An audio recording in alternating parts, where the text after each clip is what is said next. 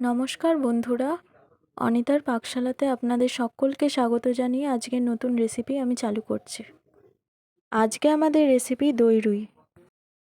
এই দই রুইয়ের রেসিপিটা বানানো অত্যন্ত সহজ এবং ঘরে থাকা কিছু উপকরণের মাধ্যমেই এটি তৈরি করা যায়।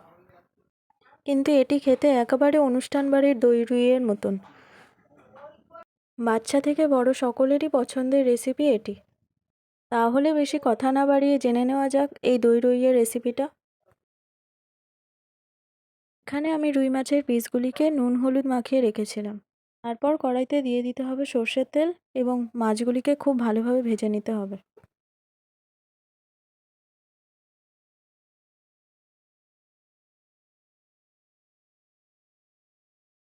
এখানে আমার মাছগুলি ভাজা হয়ে গেছে, এবার এটিকে আমি তুলে নেব।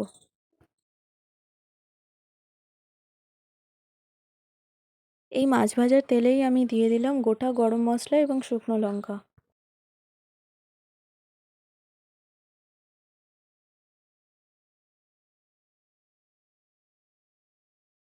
এবার আমি দিয়ে দেবো পেঁয়াজ কুচি। এখানে আমি একটা মিডিয়াম সাইজের পেঁয়াজ কুচি করে নিয়েছিলাম।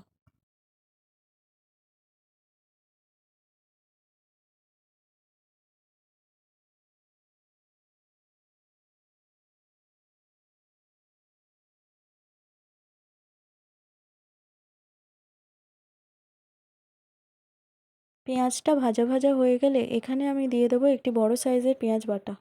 তারপর দিয়ে দেবো আদা রসুন বাটা। তারপর এগুলিকে খুব ভালোভাবে মিশিয়ে নিতে হবে।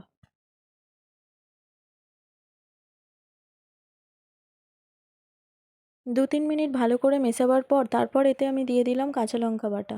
এখানে ঝালটা আপনি আপনাদের স্বাদ মতন দেবেন। তারপর এটিকে আবার ভালো করে মিশিয়ে নিতে হবে। 2-3 মিনিট ভালো করে মেশাবার পর এতে আমি দিয়ে দিলাম হলুদ গুঁড়ো, লঙ্কার গুঁড়ো, জিরে গুঁড়ো এবং ধনে গুঁড়ো এবং দিয়ে দিলাম স্বাদ মতন নুন।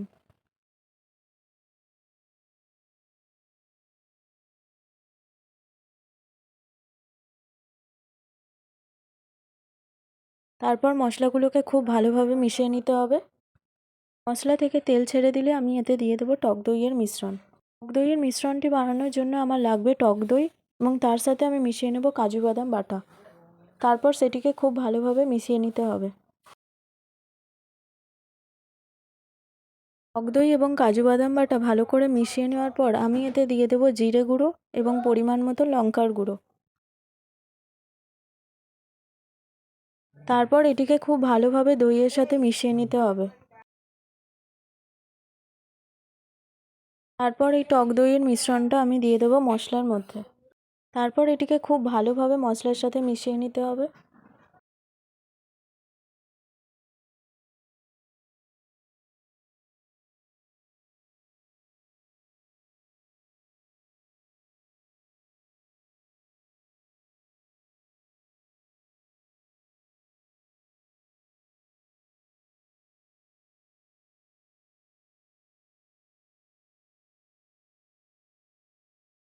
মশলা থেকে তেল ছেড়ে দিলে তারপর আমি এতে দিয়ে দেবো পরিমাণ মতন জল।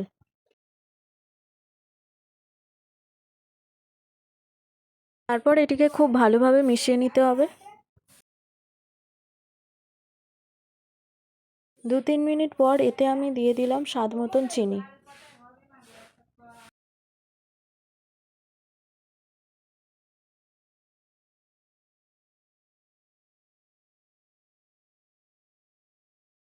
এখানে গ্রেভিটা ফুটে গেলে আমি এতে দিয়ে দেবো ভেজে রাখা মাছগুলো।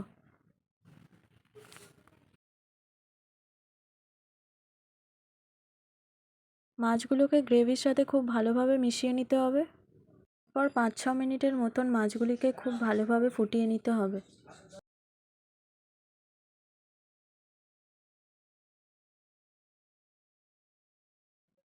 পাঁচ মিনিট পর এতে আমি দিয়ে দেব গরম মশলার গুঁড়ো। গরম মশলার গুঁড়োটাকে খুব ভালোভাবে মাছের সাথে মিশিয়ে নিতে হবে। ভালো করে মিশিয়ে 2-3 মিনিট ফোটাবার পরেই রেডি আমাদের দই রুই। অত্যন্ত সহজ এবং সুস্বাদু এই রেসিপিটা ঘরে অবশ্যই একবার ট্রাই করবেন। আশা করি আপনাদের খুবই ভালো লাগবে রেসিপিটি। চ্যানেলে নতুন হলে ভিডিওটি লাইক এবং চ্যানেলটি সাবস্ক্রাইব করার অনুরোধ রইল।